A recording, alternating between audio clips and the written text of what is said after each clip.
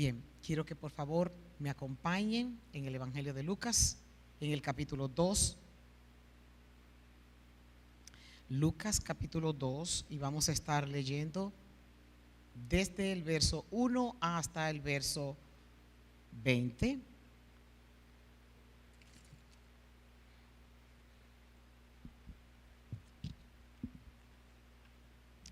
Lucas 2, del versículo 1 al versículo 20.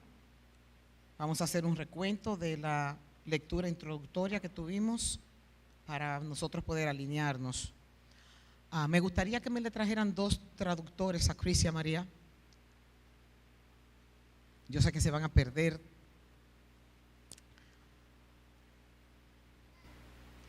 Dice: en esos días, Augusto, el emperador de Roma, decretó que se hiciera un censo en todo el imperio romano. Este fue el primer censo que se hizo cuando Cirineo era gobernador de Siria.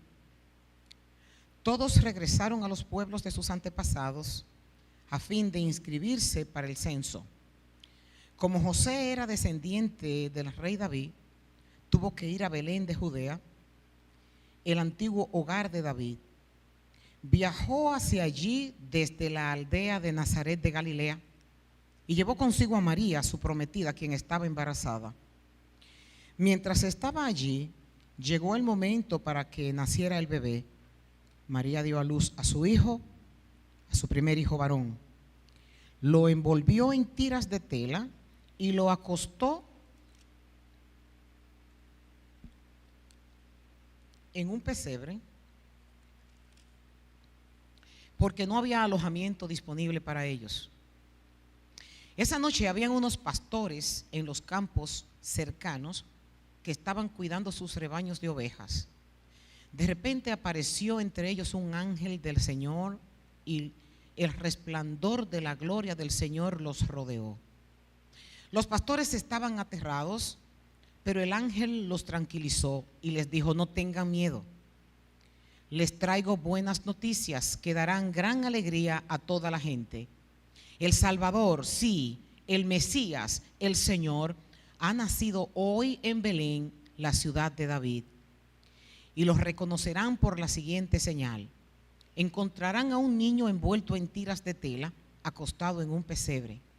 De pronto se unió a ese ángel una inmensa multitud, los ejércitos celestiales, y que alababan a Dios y decían: gloria a Dios en el cielo más alto y paz en la tierra para aquellos en quienes Dios se complace.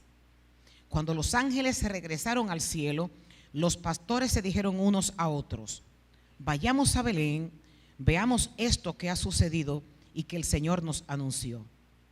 Fueron deprisa a la aldea, encontraron a María y a José, y allí estaba el niño, acostado en el pesebre. Después de verlo, los pastores contaron a todos lo que había sucedido y lo que el ángel les había dicho acerca del niño. Todos los que escucharon el relato de los pastores quedaron asombrados, mas María guardaba todas estas cosas en el corazón y pensaba en ellas con frecuencia. Los pastores regresaron a sus rebaños, glorificando y alabando a Dios por lo que habían visto y oído. Todo sucedió tal como el ángel les había dicho. Tal como el ángel les había dicho. Señor, te damos muchas gracias, porque tu fiel amor perdura para siempre. Han pasado miles de años y aún nosotros estamos recordando ese momento que transformó tu creación. Gracias, Padre, por habernos llamado y sobre todo por habernos quitado las vedas de nuestros ojos y poder ver con claridad el plan de salvación que tú habías decretado desde antes que nosotros naciéramos. Bendecimos tu nombre, Señor, y esperamos que las palabras escritas en estos papeles y leídas puedan ser ministradas en el corazón de aquel que la escuche. Que tu Santo Espíritu esté en medio nuestro y nos ayude a entender ese precioso regalo que nos has dado, y que nosotros salgamos de aquí con una actitud de alabanza y adoración ante el favor que que le has hecho a todo pecador. En el nombre de Jesús oramos y te damos gracias. Amén y amén. Pueden tomar asiento. Escuché el título de alguien que tituló su prédica, y en la prédica el título era Si yo fuera Dios. Y el énfasis de este predicador era el cuestionar un poco cómo Dios pudo haber enviado a su hijo a morir de la forma que murió. Y él, poniéndose en la posición de Dios, él dice que él no hubiera enviado a su hijo a un hogar pobre y que jamás hubiera permitido que su hijo naciera en un pesebre. Yo tengo un nieto que tiene pocos meses de nacido, y las reglas es que hay que lavarse las manos y hay que ponerse mascarillas. Y yo pensaba en este cuadro de Cristo. Nosotros no estamos acostumbrados de este lado a ver los pesebres, pero los pesebres se hacen de concreto, y es donde los burros, las vacas van a comer. Ahí es donde se ponen los alimentos. Tienen una forma de cunita, y todo el contacto que los animales habían tenido en ese lugar, ahí acostaron a nuestro Salvador. Y él sigue diciendo en su título que él no hubiera dejado que lo hubieran humillado, que lo hubieran escupido, que le hubieran dado de abofetadas, que hubiera pasado hambre, que lo llamaran hijo del diablo, que lo acusaran como un mentiroso, y que no hubiera dejado que mataran a su hijo de la forma como lo hicieron. Este es el pensamiento de este predicador. Ahora bien, era necesario que Cristo muriera en una cruz, y él decía que Dios pudo haber hecho esto sin haberle ocasionado el sufrimiento, sino que lo hubiera mandado a un hogar rico y luego lo mandaría a la cruz. Y como Dios es especialista en hacer milagros, también hubiera anestesiado el cuerpo de Cristo para no sentir dolor. Pero nosotros, nos dice el apóstol Pablo a la carta escrita a Tito, que la bondad de Dios se había manifestado en nuestro Salvador y su amor hacia toda la humanidad, permitiendo que Cristo muriera de la forma que murió.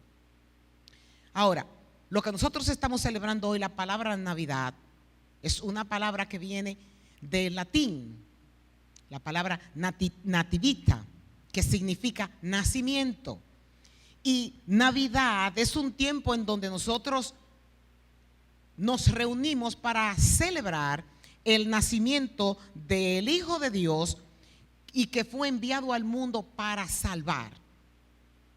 El nacimiento de Jesús fue el mayor regalo dado por Dios a la humanidad, prometido desde miles de años.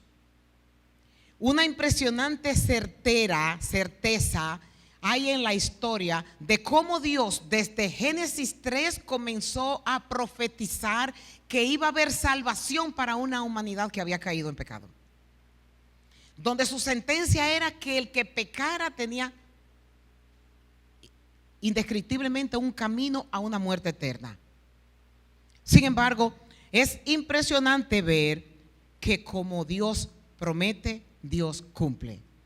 Lo vimos en el pasado, lo estamos viendo en el presente, y Dios seguirá cumpliendo todo lo que nosotros estamos predicando desde los púlpitos, enseñando afuera. Dios lo va a cumplir. En Génesis 3, Dios prometió el nacimiento de Jesucristo. Dijo que del vientre de una mujer iba a nacer el Salvador. Su promesa comenzó a través de un hombre llamado Abraham. Y Abraham le dijo que de su simiente vendría el Cristo. Abraham tuvo 2 hijos, y de esos 2 hijos, Dios le dijo: de Isaac vendrá la descendencia del Cristo. Isaac tuvo 2 hijos, y Dios le dijo: de uno de tus 2 hijos vendrá la descendencia del Salvador. Y vino de Jacob, y a Jacob le dijo: de uno de tus hijos vendrá la descendencia del Salvador. Y vino de la tribu de Judá. Y Judá tuvo muchos hijos y muchos descendientes. Y el profeta Isaías en el capítulo 11, declara que iba a salir de la vara de Isaí. Y se cumplió la profecía. Del vástago de Isaí iba a retoñar raíces. Isaí tuvo 7 hijos. Y de esos 7 hijos, el más significante de todos, Dios dijo, de ese saldrá el Salvador. Y el elegido era David. Y Dios sigue dando pistas y dice a través del profeta Miqueas que de Belén saldría el Salvador. Y el Señor, no obstante, sigue dando pistas y le dice a través del profeta Isaías en el capítulo 7, en el verso 14, que nacería de una virgen. Y Dios sigue dando y más pistas y más pistas. Y a través del profeta Daniel dice que el Cristo, el Salvador, nacería justamente en el gobierno del Imperio Romano. Todo esto nosotros lo vimos. Ahora bien, yo quiero en el día de hoy, de todo el pasaje que leímos desde el versículo 1 hasta el versículo 20, concentrarnos del versículo 8 en adelante. Dice que esa misma región donde había sido designado en Belén, había pastores que pasaban la noche en el campo y que estaban cuidando su rebaño. Y que sucedió que un ángel del Señor se les había aparecido a ellos para darle la noticia de que el Salvador iba a nacer, y le dijo las circunstancias, el lugar. Y dice la Biblia que hubo una gran lumbrera, que los pastores se habían asustado cuando lo sintieron y vieron el ángel que se le apareció. El ángel los tranquiliza. No se dice quién es, pero usualmente el que daba este tipo de noticias, la Biblia habla de que era Gabriel. Y pudo haber sido Gabriel que estuviera dándole esta información a estos hombres que estaban cuidando rebaño en esta área de Belén. Según algunos historiadores, en aquella época los pastores eran considerados la casta más inferior. El término de los fariseos que emplean en la Biblia británica es pecadores. No le llaman pastores. Algo peyorativo para mostrar que eran un significado de vil y de sucios. No tenían derecho a partir, lo que ellos hablaban no era importante. No tenían derechos a entrar en las sinagogas, porque según los fariseos ellos violaban todo lo que tenía que ver con la ley, ya que los pastores tenían que cuidar sus ovejas los 7 días de la semana. Dormían a la intemperie, tenían que estar envueltos en los excrementos del cuidado de las ovejas. Su aspecto físico era un aspecto de suciedad. Al día de hoy, cuando nosotros viajamos al área de Israel y vemos pastores, los pastores andan no de una manera higiénica, porque tienen que pasar las noches donde llevan a descansar su ganado o sus ovejas. Se pasaban la vida cuidando animales, dormían a la intemperie, rodeados de estiércol, y muchas veces estaban enfermos. Y no se les consideraba dignos de ofrecer sacrificios a Dios, y mucho menos a ser personas importantes que representaran a la humanidad. Y nosotros nos decimos, ¿y cómo es que Dios pudo haber elegido personas tan insignificantes para darle un mensaje tan grandioso? ¿Cómo es que Dios utilizó lo que era la escoria de ese tiempo para anunciar que el Salvador del mundo nacería? Eran rechazados y a menudo se consideraban a la misma altura de los recaudadores de impuestos y de las prostitutas. Hombres sin importancia para la religión en ese tiempo. Y a mí me encanta cómo Dios despliega su amor, porque lo hace con los pequeños. Lo hace con los que se sienten que no tienen importancia. Lo hacen con los que son despreciados. Lo hacen con los que consideran que son una escoria de la sociedad. Se le presenta a todo aquel que cree que no es importante. Se le presenta a todo aquel que está cargado de pecados y le da esperanza de perdonarlo. De repente dice la Biblia en el versículo 13 que apareció una multitud de ángeles del cielo que alababan a Dios. La Reina Valera dice miríades. Miríades es el número 10,000 en el griego, cuando la Biblia se escribió, en ese tiempo el número más alto eran miríades. Hasta hace un tiempo el número más alto que nosotros teníamos en las matemáticas era el millón. Ahora pasamos al billón. Y el número más alto en el griego era el de 10,000.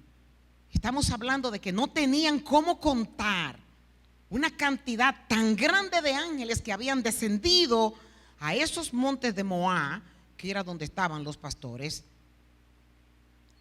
y ver este espectáculo celestial. Y dice que el cántico de estos ángeles era: gloria a Dios en las alturas y paz en la tierra para aquellos en quienes Dios se complace.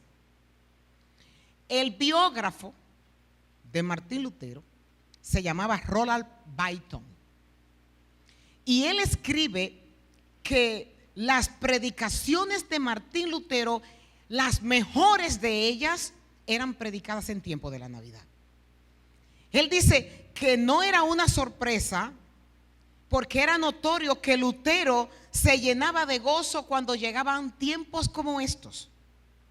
Y él escribe en la biografía de Lutero que había un joven estudiante que vivía en su familia, con su esposa y con los 6 hijos que tenía Lutero, y les dijo a Lutero que todas sus palabras, canciones y pensamientos, todas tenían que ver con la encarnación y el nacimiento de Jesucristo.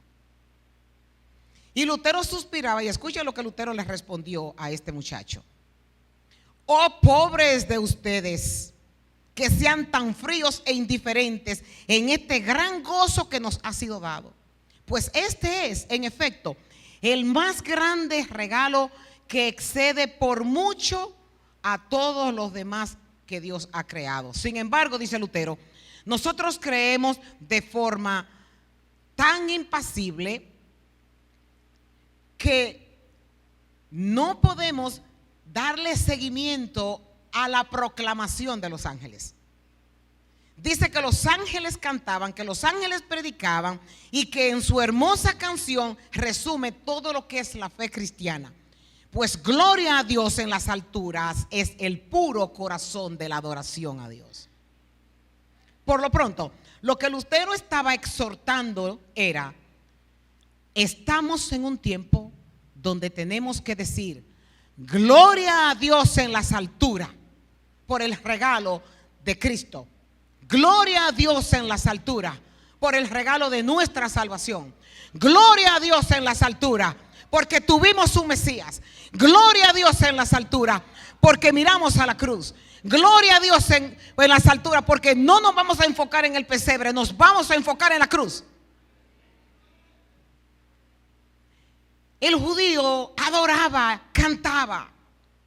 Cuando María cruzó con Moisés el mar rojo, María cantó y adoró.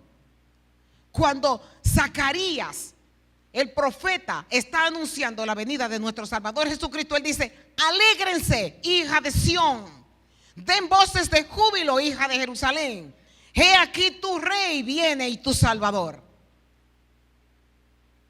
Yo me conmovía escuchando las adoraciones y las alabanzas al Señor, porque el Señor me transportó a Belén. Y al día de hoy Belén sigue siendo una comunidad pobre. Y decía: Señor, justamente a una de las grietas donde se asume que el Señor María estuvo con el Señor en ese lugar. Y no me cabe en la cabeza cómo es posible que el Rey de Gloria, el que tenía adoración, el que si millares de ángeles vinieron a anunciar su venida, en el cielo hay millares y millares y millares de ángeles adorando todo el tiempo, tuviera que nacer en una aldea, la más insignificante, en Belén. Los cánticos de alabanza son características del triunfo y de la victoria de Dios. Antes de ir a la cruz, y estoy diciendo todo esto para que tú comiences a encender tu radio, comiences a encender lo que es el espíritu de alabanza, comiences a encender lo que es el espíritu de agradecimiento, lo que es el espíritu de adoración. Cuando Cristo iba camino a la cruz y estaba entrando en Jerusalén, lo que llamamos la entrada triunfal, dice Lucas en el capítulo 19, en el verso 38, que comenzaron a cantar y comenzaron a celebrar y decían: bendito el Rey que viene en el nombre del Señor, paz en el cielo y gloria en las alturas. Y dice que los fariseos se acercaron al lado del Señor y le decían: oye, dile que se callen. Decía: dile que se callen. Y Cristo les contestó: si ellos callaran, las piedras a lo largo del camino tendrían que aclamar. ¿Y usted quiere estar cerca de las piedras, o que las piedras compitan con usted, o usted estar constantemente abriendo su boca, adorando y bendiciendo el nombre del Señor? Cristo dice que si usted no lo hace, las piedras lo harán. El texto continúa diciendo en el verso 15 que cuando los ángeles regresaron al cielo, los pastores se dijeron unos a otros: vayamos a Belén, vamos y veamos esto que ha sucedido y que el Señor nos anunció. Fueron deprisa a la aldea y encontraron a María y a José, y allí estaba el niño acostado en el pesebre. Después de verlo, los pastores contaron a todos lo que había sucedido y lo que el ángel les había dicho acerca del niño, y todos los que escucharon el relato de los pastores quedaron asombrados. En el año 1946, un cineasta llamado Frank Capra, él dirigió una película que se llama Qué bello es vivir, y se las recomiendo. El punto central de esta película es que la vida de cada personaje influía o impactaba la vida de los demás. Es decir, ¿qué hubiese pasado si este personaje no hubiera nacido? De eso se trata la película. Y más tarde, en el 1997, el pastor James Kennedy, inspirado en esta película, publicó un libro llamado ¿Y si Jesús no hubiera nacido? ¿Qué clase de mundo, qué clase de sociedad nosotros tendríamos, o qué tipo de valores nosotros tendríamos el día de hoy? De eso se trata el libro. Y yo me pregunto, si Jesús no hubiera nacido, ¿qué sería de nosotros? ¿Cuál hubiera sido nuestra esperanza? ¿Te has puesto a pensar si Jesús no hubiera nacido? ¿Cuál sería nuestra esperanza? Dice que María guardaba todas estas cosas en el corazón y pensaba en ellas con frecuencia, y que los pastores regresaron a sus rebaños glorificando y alabando a Dios por lo que habían visto y oído. Todo sucedió tal como el ángel les había dicho. Sigue diciendo el pastor Kennedy: como un rabino judío casi desconocido, que nació en un pueblo humilde y en una humilde familia, y que solo pudo enseñar por 3 años y medio, logró cambiar la forma en que hoy por hoy el mundo entero mide el tiempo antes y después de Cristo. El que es ateo, el que es agnóstico, el que no cree en Cristo, cuando escribe sus cartas tiene que poner la fecha, y toda fecha que nosotros ponemos en una carta describe que hubo un día donde nació ese día después de Cristo. Napoleón Bonaparte escribió respecto a Cristo: yo he investigado con detalle la historia y no he encontrado a nadie que en vida haya sido como Jesús, ni he encontrado algo parecido como el evangelio que él enseñó. Los imperios caen, los reyes mueren, los tronos se desvanecen, pero la iglesia sigue firme. Si entendemos el significado de lo que Dios hizo, que se convirtió en un hombre, que nació de una virgen, nuestra Navidad no fueran tan triviales y tan irreverentes. Si Jesús no hubiera nacido, todas las profecías se hubieran caído por tierra. El mundo sería un caos y nosotros estaríamos perdidos, sin Dios y sin esperanza. El ángel dice, esa es la palabra clave que yo quiero que nosotros nos llevemos: miren que traigo buenas noticias que serán motivo de mucha alegría para todo el pueblo. Si Jesús no hubiera nacido, no podríamos predicar el evangelio del amor. Sería un evangelio de dureza. De hecho, no sería un evangelio, porque el evangelio lo que representa es buena noticia de salvación. Porque Él ha venido como Salvador, Él ha venido como libertador, Él ha venido como un puente entre Dios y los hombres.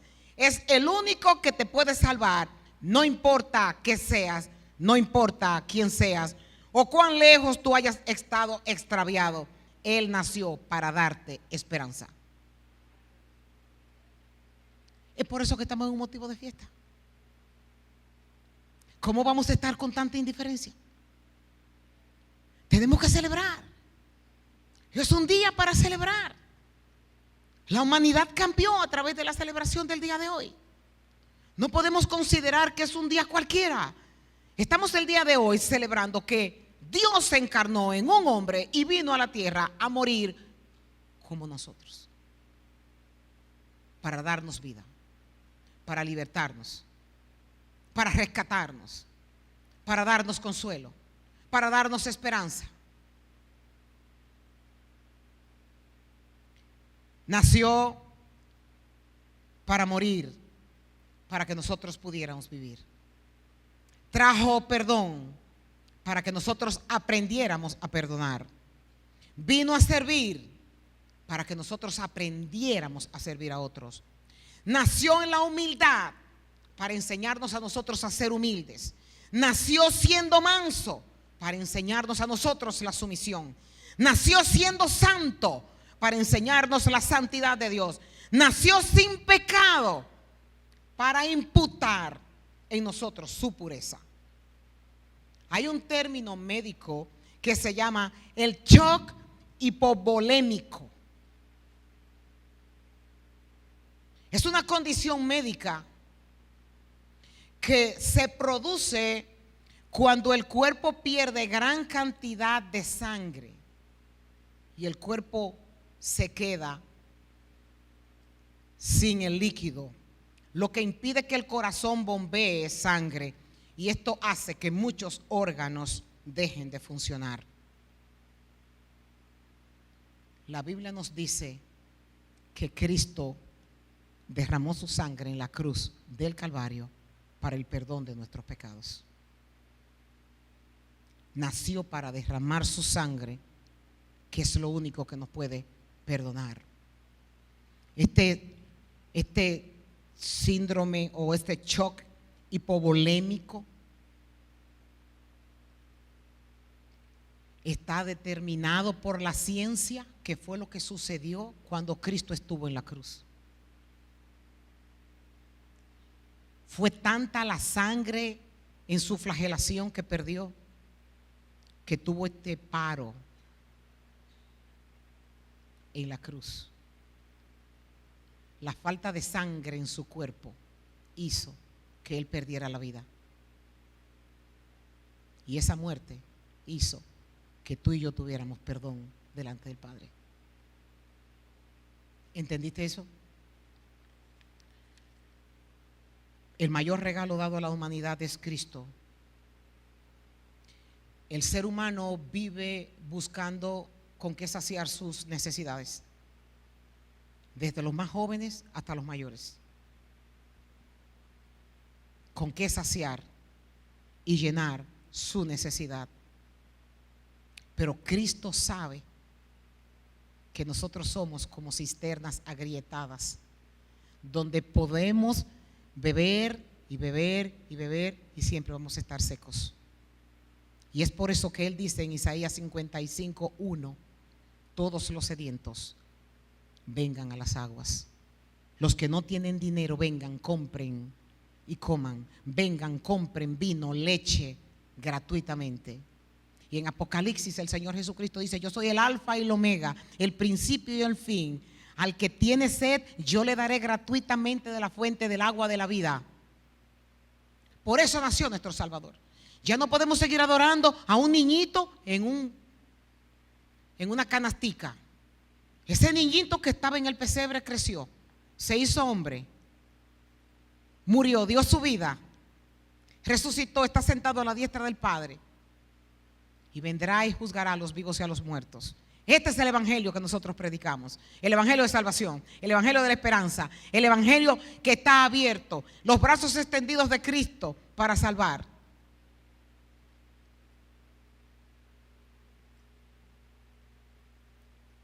Y yo le pido a Dios que todo aquel que esté aquí sin Jesucristo tome la decisión de sentirse amado por el que nos amó. Yo le pido al que esté aquí que entienda que hay esperanza solo en Jesucristo. Todo es pasajero, todo va a pasar. El trabajo, los hijos, la casa, absolutamente todo. El amor de tu vida, el amor a lo que tienes, todo va a pasar. Los problemas, las circunstancias, las enfermedades, las adversidades, todo va a pasar. Pero Cristo estará firme para siempre, extendiendo su brazo para extender a todo aquel que diga: yo quiero que Él sea mi Salvador. Yo quiero que Él sea mi libertador. Yo quiero que Él me rescate del hoyo en donde estoy. Yo quiero que todo mi pasado sea borrado y ser una criatura nueva para Jesucristo. Hoy es un día de llamado para salvación. Hoy es un día de llamado para el que está encarcelado. Hoy es un día de llamado para el que está preso. Hoy es un día de llamado para el deprimido. Hoy es un día de llamado para el que no tiene esperanzas. Hoy es un día de llamado para el que no tengas fuerzas. Hoy es un día de llamado para todo aquel que crea que se acabó esto. Todo es un día de llamado para el que está en oscuridad. Hoy es un día de llamado para todo aquel que necesite la salvación. Cristo es nuestro regalo. Había uno de los puritanos que oraba y le decía: dame almas para Cristo o me muero. Y hoy yo quiero hacer esta extensión de esta invitación. El que esté aquí sin Jesucristo y quiera que Jesucristo sea su Rey y Señor, hoy es el día de salvación. Y donde tú estás, si quieres levantar tu mano para aceptar no ese niño del pesebre, sino para decirle: yo quiero que tú entres a mi vida. El que necesite salvación hoy está disponible. El que necesite ser salvado hoy está disponible. Jesucristo es el único camino y nosotros estamos celebrando su nacimiento, pero la celebración mayor que nosotros hacemos es su resurrección, y que está al lado del Padre. Y hacemos esta invitación para aquel que necesite entregar su vida a Cristo. No se resista al llamado. Si el Santo Espíritu de Dios lo está convenciendo que lo haga, no cierres tu corazón. Si hay alguien desde su asiento que quiera aceptar a Cristo en su vida, solo levante su mano y oraremos por él. Porque aquí esté Gianni.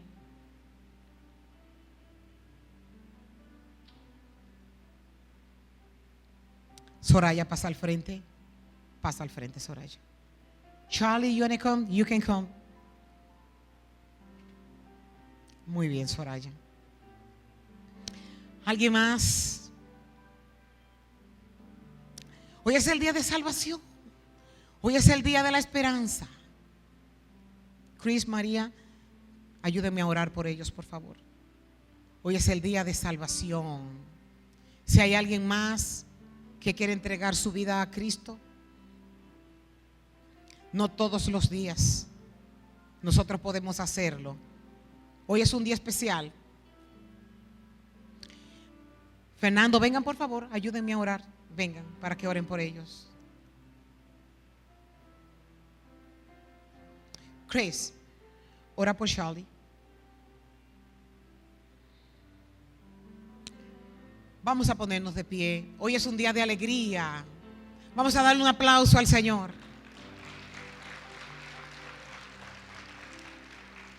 La Biblia dice que cuando un pecador viene a los pies de Cristo,